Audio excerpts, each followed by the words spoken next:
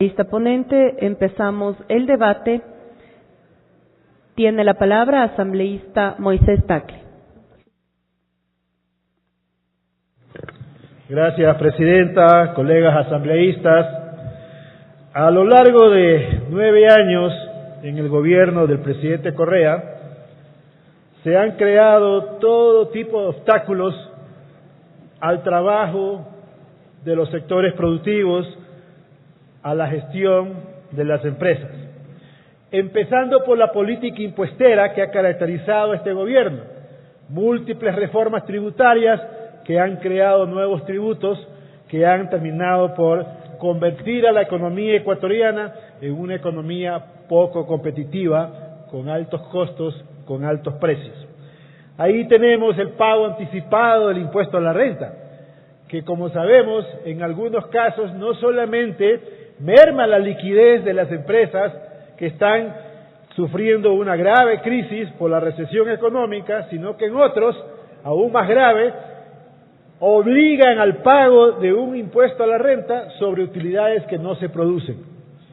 Tenemos el tema del impuesto a la salida de capitales,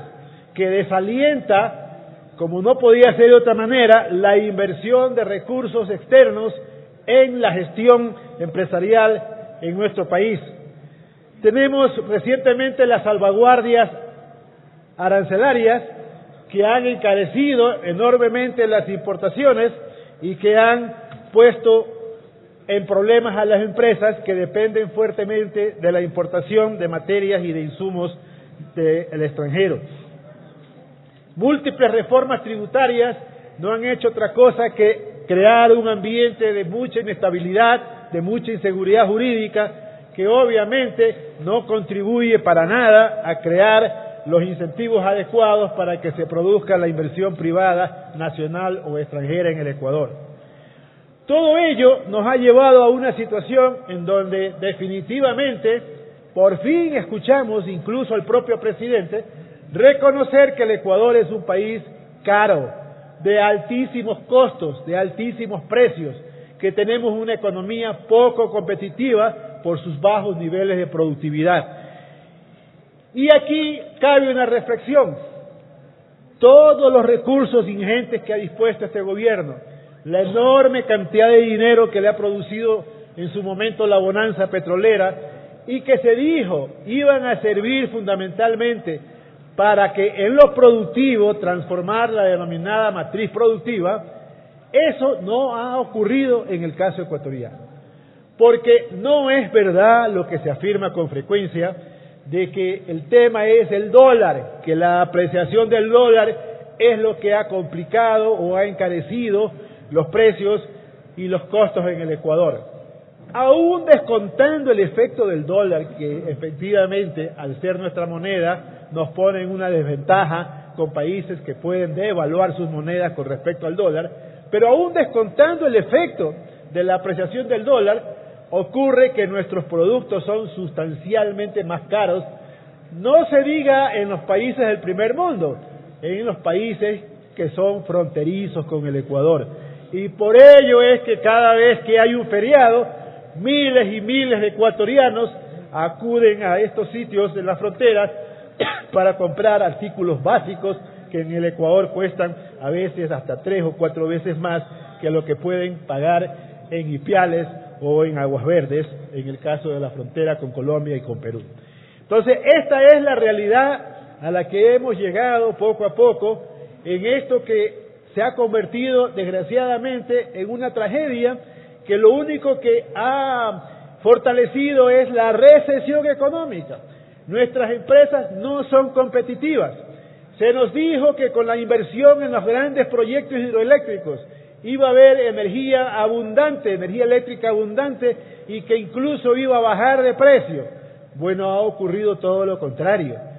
Las tarifas eléctricas han subido para los industriales, para los comerciantes y buena parte también para los ciudadanos. De tal manera que hoy en día en el Ecuador tenemos definitivamente una situación que nos vuelve un país extremadamente caro, extremadamente poco competitivo, que en las circunstancias actuales de recesión, no solamente en el Ecuador, sino en muchas partes del mundo, se hace cuesta arriba el tratar de, a través de la empresa privada, poder poco a poco salir de esta crisis económica. En estas circunstancias, cualquier propuesta legislativa que apunte en la dirección de facilitar las actividades empresariales, de realmente crear incentivos a que la inversión privada, el empleo, la generación de riqueza puedan ser una realidad en el Ecuador, siempre serán bienvenidas y siempre tendrán nuestro apoyo. Se ha presentado un proyecto económico urgente por parte del Ejecutivo que básicamente contiene 3 puntos, a los cuales me voy a referir brevemente. El primero plantea incentivos tributarios a las empresas que tienen a sus trabajadores con un contrato de medicina prepagada o con un seguro de salud. Me parece adecuada esa iniciativa, no solamente porque ese es un incentivo tributario que efectivamente va a beneficiar a los empresarios que dan este tipo de servicio o de beneficio a sus trabajadores, sino porque además, como ya se ha dicho, va a contribuir en alguna medida a descongestionar los hospitales, especialmente los de la Seguridad Social, que están al borde del colapso por la gran demanda que tienen de sus servicios. Y en ese sentido, nuestro apoyo absoluto a esta idea. La recomendación que haríamos es que no encuentro ninguna razón que justifique el que el incentivo no sea del 100% también para las grandes empresas. Realmente me parece eso no sé si llamarlo despropósito, pero por lo menos algo que no tiene ningún sentido. Gran empresa significa que necesita muchos trabajadores. En la medida en que haya muchos trabajadores, más ecuatorianos se benefician con un seguro de salud o con un contrato de medicina prepagada y más gente contribuye a descongestionar los hospitales públicos. De tal manera que no encuentro la lógica para la que las empresas grandes solamente tengan un beneficio del 50%. En ese sentido, mi propuesta sería de que al igual que a la pequeña o a la microempresa, también a la gran empresa se le dé el beneficio del 100%. En lo que tiene que ver con el beneficio sobre el cálculo del patrimonio para efectos de la determinación del pago anticipado del impuesto a la renta para los empresarios del sector del transporte, me parece que la razón que se esgrime para justificar el por qué el valor de los vehículos no debe ser considerado en ese monto como parte fundamental del quehacer económico de esa actividad, me parece que el principio es correcto. Lo que no me parece correcto es que se esté limitando exclusivamente a un sector empresarial en el Ecuador. Claro está que la explicación podría ser obvia cuando recordamos que se trata de un sector con mucha fuerza política que ha sido muy afín a este gobierno desde sus inicios y que sigue siendo muy cercano al gobierno. Pero más allá de esas afinidades políticas, que también yo las respeto,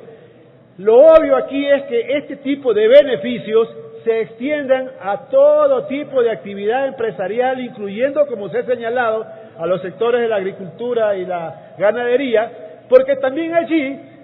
parte importante de su patrimonio son los insumos que se utilizan para la generación de la actividad económica y por lo tanto pues deberían también extenderse este beneficio a ese tipo de empresas. Por último, el tercer tema que toca este proyecto urgente económico tiene que ver con la metodología que se utiliza para calcular el precio ex aduana de los artículos importados. Me parece que esto obedece a una exigencia de los negociadores de la Comunidad Económica Europea alrededor del tema del acuerdo comercial que estaríamos por concretar con Europa. Si esa es una exigencia que limita de alguna forma este acuerdo, bienvenida sea esta reforma, pero además de lo que se ha señalado, también traería un beneficio colateral en el sentido de disminuir en algunos casos el pago del impuesto a los consumos especiales de ciertos artículos, y eso siempre será positivo porque de alguna forma precios más altos en artículos importados, lo único que hace a la hora final es contribuir al contrabando y por ende a la disminución de los ingresos del fisco. En ese sentido, mi intervención, señora presidenta y colegas asambleístas. Muchas gracias.